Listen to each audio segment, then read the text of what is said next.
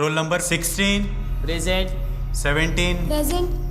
18, Present, sir. 19, Present, sir. 20, Present. 21. Present, sir.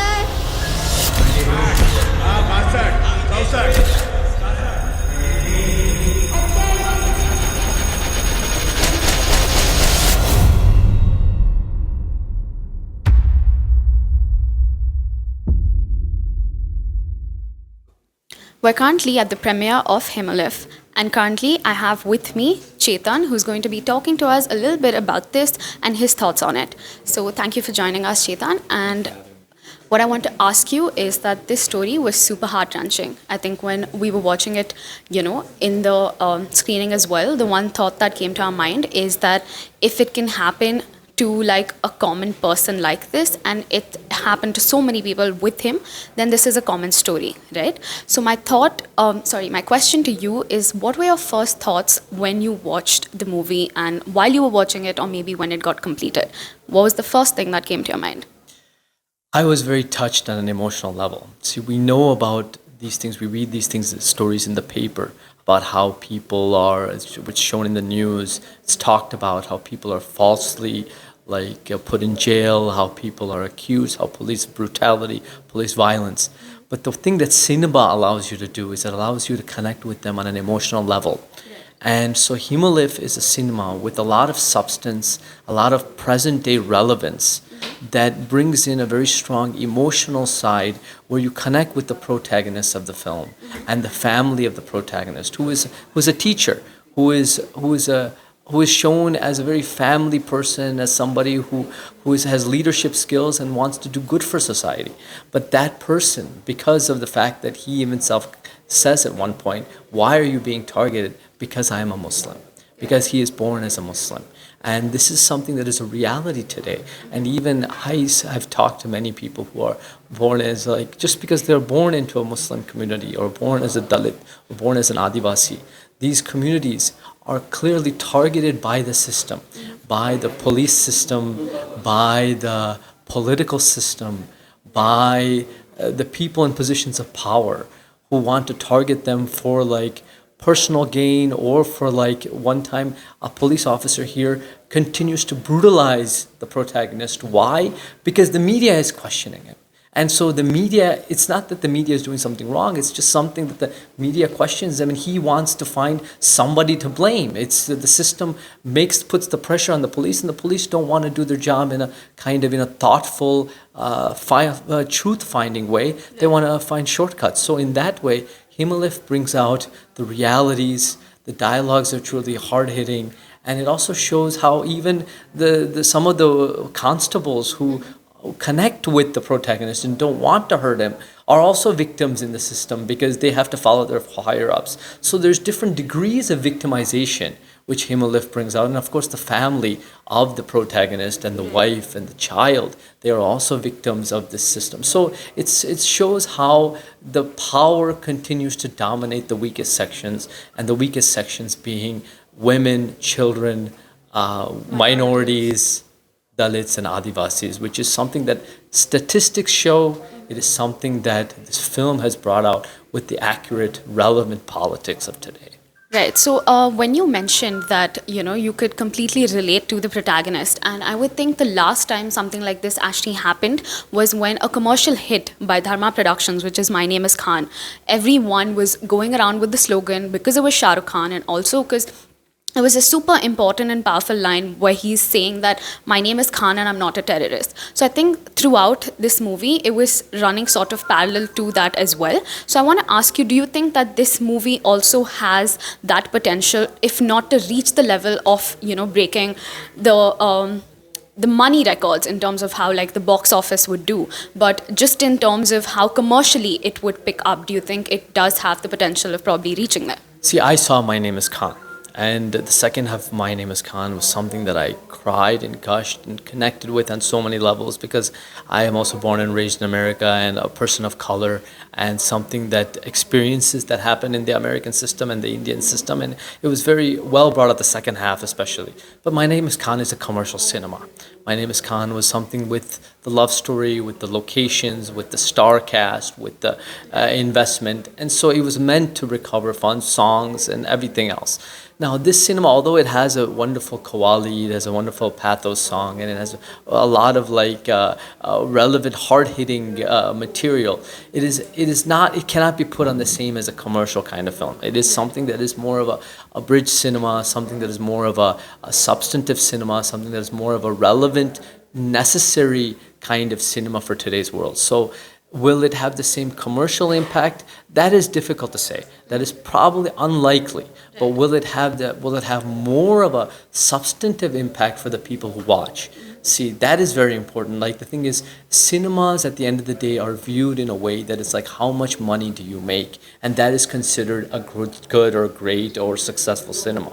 We want to see a cinema as how many people does it inspire? How many people does it touch? How many people does it change their mindsets? So in that way, compared to any commercial cinemas that make a lot of money, Haemolymph has the possibility of actually changing minds, changing hearts, and inspiring people to get involved in society and fight wrongs and injustice in all their manifestations. Right. So when you mention that cinema is, it has the power to enlighten people, it has the power to also change the mind, it runs similar to, how media would be able to do that as well, right? So my next question to you is, Ashley, cinema is an actual representation, or I would say a similar representation to what society is. And police brutality being one of the major themes that runs throughout this entire movie, and what is the current situation in India, do you think, this movie shows everything about it, or there's so much more to it when you actually go through it in person? See, I have been, even though 3 months ago I was put in jail, there was police violations, but there was no brutality. But I have been a victim of police brutality on 2 other occasions in India over the past 17, 18 years. Now, police brutality is something, at that time when it happened, the people who connected with me very strongly were young Muslim men. Because young Muslim men experience this on a day-to-day basis. They are somebody who is like, oftentimes, it's not about facts, it's about something that is like, let's place the blame on somebody. And they're vulnerable, and society also looks at them with a certain amount of doubt and suspicion. So the police also uses that for their own particular gain. So we need major kinds of police reform. Police brutality is a reality.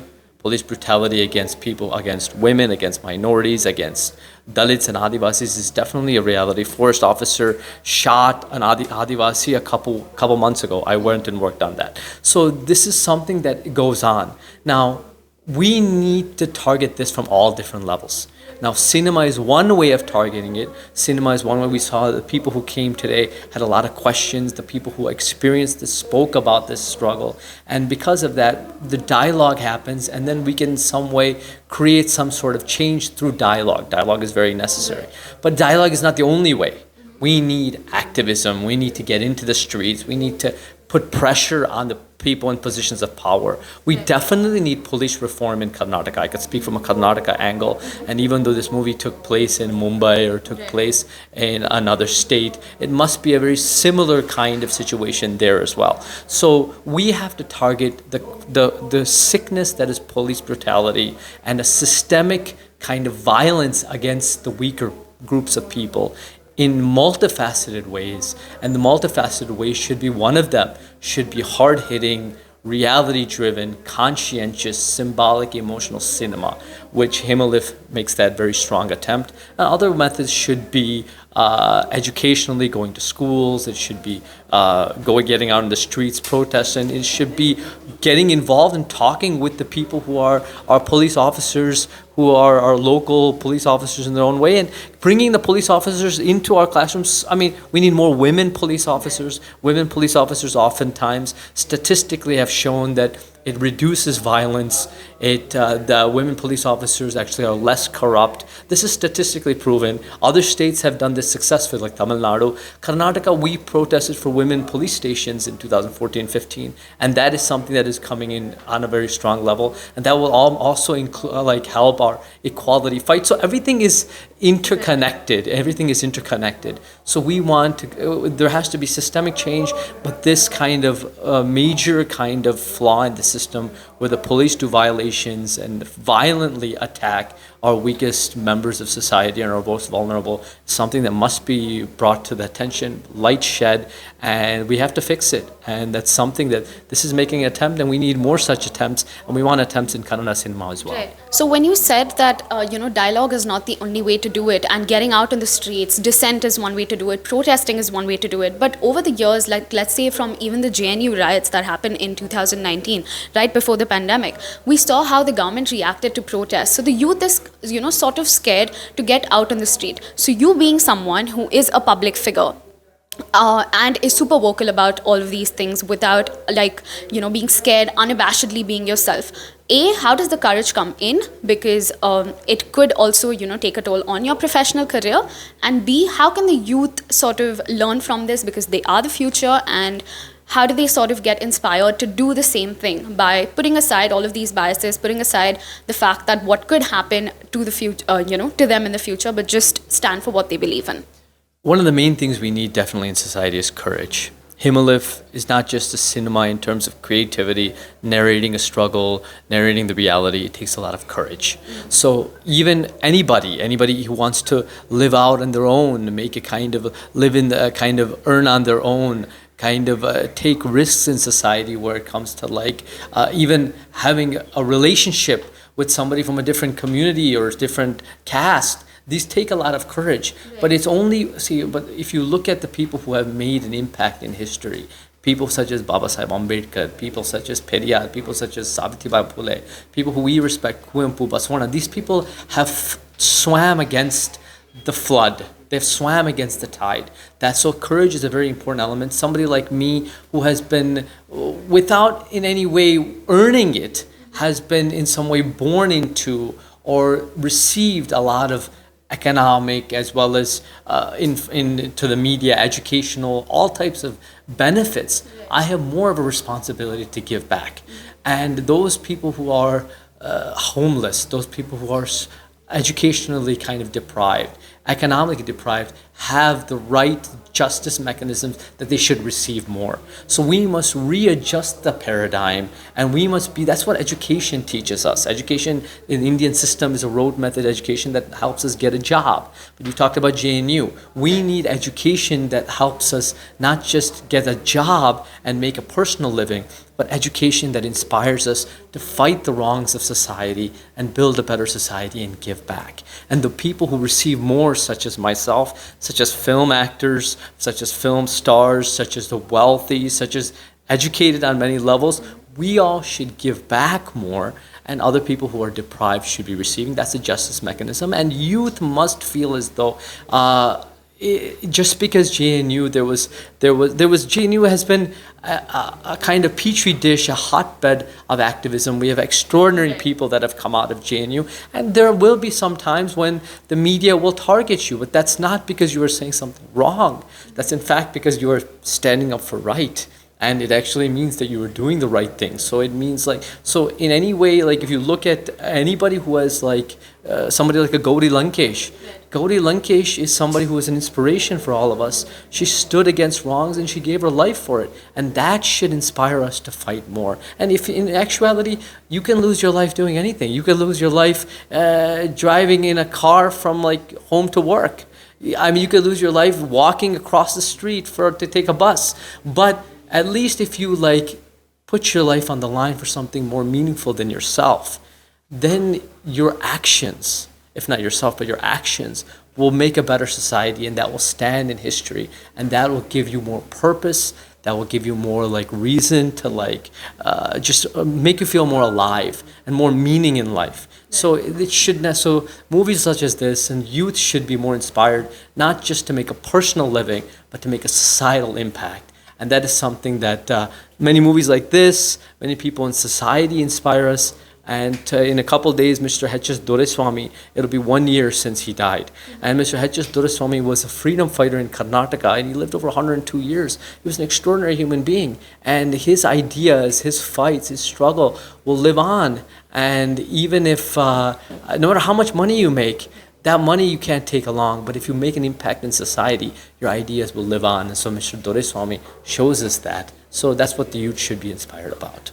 I think this was a super inspirational chat, even though it wasn't like a long format. I think you captured everything. And I just want to say that, Chetan stands for the, quote that we hear, that with power comes great responsibility. And I think he mentioned a very thoughtful thing, which, the youth should take back from this chit chat of ours, which is that you could lose your life doing anything. So why not make use of it to, bring an impact into the society? So if you happen to catch the film or this interview, then make sure that you take something back from it and actually apply it into your life.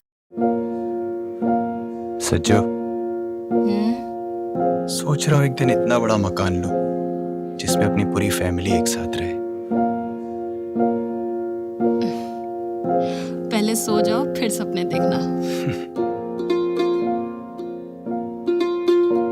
Once upon a time, there was a teeny tiny woman who lived in a teeny tiny house in a teeny tiny village. चुपचाप खड़ा आप लोग कौन है और क्या कर रहे हो? त्याच्या पेपरमध्ये हेडलाईन वाचायची, एक मामूली सा स्कूल टीचर बॉम्ब ब्लास्ट में गिरफ्तार।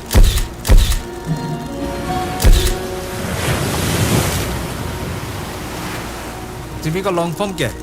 Student Islamic movement of India. इतना पता है तो भी बोल रहा है कि तुझे कुछ पता नहीं। सच ही बोल रहा हूँ, मैं अपने घर पे था सर। देख भाई, जल्दी से ना सच बोल दे, वरना अंजाम बहुत बुरा होगा।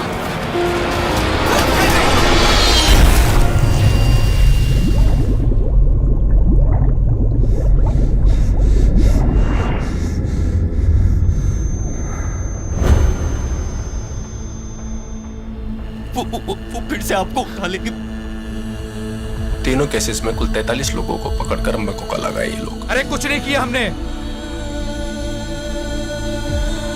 जो तूने देखा है, सुना है, बाहर किसी को बोलने का नहीं। यूं खामोश कब तक बैठे रहेंगे? हमें भी उनके खिलाफ एक्शन लेना चाहिए। शाहिद भाई नहीं रहे, उनको किसी ने गोली मार दी। देखो इधर देख, किधर है अब्बू? सच, सच्चाई, ये ना एक रोग है, उसकी दवा एक ही है, उम्मीद। वाहिद, कब तक शिकायतें करेगा? जब तक इंसाफ नहीं मिलता।